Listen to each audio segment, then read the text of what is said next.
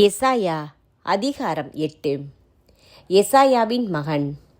அதன்பின் ஆண்டவர் என்னை நோக்கி, நீ அகன்றதோர் வரை பலகையை எடுத்து அதில் மனிதர் எழுதுவது போல சாதாரண எழுத்துக்களில் மகேர் சாலால் கஸ்பாஸை குறித்து எழுது.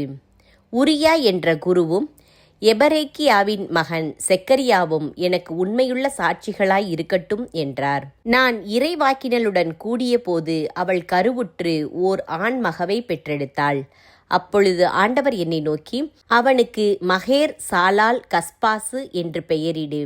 ஏனெனில் இச்சிறுவன் அப்பா அம்மா என்று அழைக்க அறியும் முன்னே தமஸ்கின் செல்வங்களும் சமாரியாவிலுள்ள கொள்ளைப் பொருள்களும் அசரிய அரசனால் வாரிக்கொண்டு போகப்படும் என்றார். அசரியரின் முற்றுகையை முன்னறிவித்தல். மீண்டும் ஆண்டவர் என்னோடு உரையாடி, அமைதியாய் ஓடுகின்ற சீலோவா சிற்றாற்றின் நீரை வேண்டாமென்று இந்த மக்கள் மறுத்துவிட்டார்கள். ரட்சீனையும் ரமலியாவின் மகனையும் கண்டு அச்சத்தால் துவண்டு வீழ்கிறார்கள். ஆதலால் ஆண்டவர் ஆற்றலுடன் பெருக்கெடுத்தோடும் பேராற்றலைப் போன்ற அசீரிய அரசனையும் அவன் மேன்மையான படைகள் அனைத்தையும் அவர்களுக்கு எதிராக அணிதிரண்டு வர செய்வார். கால்வாய்கள் அனைத்தையும் அதன் வெள்ளம் நிரப்பும். எல்லா கரைகள் மேலும் அது புரண்டு பாயும். எங்கும் வெள்ளக்காடாய் காட்டாராய் ஓடும். யூத நாட்டுக்குள் புகுந்து அதன் கழுத்தை எட்டும். இம்மானுவேலே, அதன் கிளைகள் உன் நாட்டின் பரப்பையெல்லாம் நிரப்பி நிற்கும். மக்கள் இனங்களே, ஒருங்கிணையுங்கள், ஆயினும் நொறுக்கப்படுவீர்கள். தொலைநாட்டில் உள்ள அனைத்து மக்களே, செவி கொடுங்கள். போருக்கென இடையை கட்டிக்கொள்ளுங்கள், ஆயினும் கலக்கமுறுவீர்கள். போர்க்கோளம் கொள்ளுங்கள், ஆயினும் முறியடிக்கப்படுவீர்கள். ஒன்று கூடி சதித்திட்டம் தீட்டுங்கள், அதுவும் விழலுக்கு இறைத்த நீராகும். கூடி பேசி முடிவெடுங்கள், அதுவும் பயனற்று போகும். ஏனெனில் கடவுள் எங்களோடு இருக்கிறார். எசேயாவுக்கு எச்சரிக்கை. தனது வலிமையுள்ள கையை என் மேல் வைத்து ஆண்டவர் எனக்கு எச்சரிக்கை விடுத்தார். இந்த மக்களின் வழிகளை நான் பின்பற்றாதிருக்க எனக்கு கட்டளைகளை பிறப்பித்தார். இந்த மக்கள் சதித்திட்டம் என்று அழைப்பதெல்லாம் நீங்கள் சதித்திட்டம் என்று சொல்லாதீர்கள்.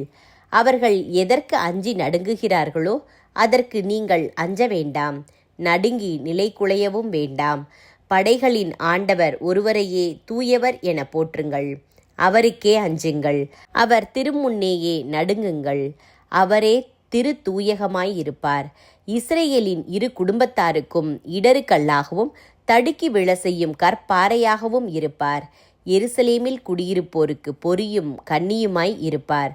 அவர்களில் பலர் தடுமாற்றம் அடைவர், இடறி வீழ்ந்து நொறுக்கப்படுவர், கண்ணியில் சிக்குண்டு பிடிபடுவர். குறி கேட்பது பற்றி எச்சரிக்கை. இந்த சான்றுரையை பாதுகாப்பாய் கட்டிவை. என் சீடரிடையே இந்த இறை கூற்றை முத்திரையிட்டுவை. யாக்கோபு குடும்பத்தாருக்கு தம் முகத்தை ஆண்டவர் மறைத்துள்ளார். ஆண்டவருக்காக நான் காத்திருப்பேன். அவர் மேல் என் நம்பிக்கையை நிலைநிற்க செய்வேன். படைகளின் ஆண்டவர் சீயோன் மலையில் குடிகொண்டிருக்கிறார். நானும் அவர் எனக்களித்த குழந்தைகளும் இஸ்ரேலில் அவருக்கு அடையாளங்களாகவும் அறிகுறிகளாகவும் இருக்கின்றோம். மாய வித்தைக்காரரையும் முணுமுணுத்து மந்திரங்களை ஓதி குறி சொல்வோரையும் அணுகி குறி கேளுங்கள் என்று அவர்கள் உங்களிடம் சொல்வார்கள். மக்கள் தம் குல தெய்வத்தை நாடி குறி கேளாதிருப்பார்களோ? உயிர் உள்ளோருக்காக செத்தவர்களை விசாரிப்பதல்லவா முறைமை என்பார்கள். இறை கூற்றையும் சான்றுரையையும் நாடி தேடுங்கள் என்று அவர்கள் சொல்லாததனால் அவர்களுக்கு விடிவு காலம் வராது என்பது உறுதி. பெரும் துன்பத்தோடும் பசி கொடுமையோடும் அவர்கள் நாட்டை கடந்து செல்வார்கள்.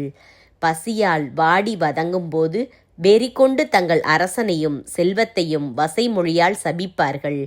முகத்தை உயர்த்தி அண்ணாந்து பார்ப்பார்கள். தலையை தாழ்த்தி தரையை உற்று நோக்குவார்கள். எங்கு நோக்கினும் காரிருள், கடும் துயர், மனவேதனைகளே புலப்படும். காரிருள் அவர்களை ஆட்கொள்ளும்.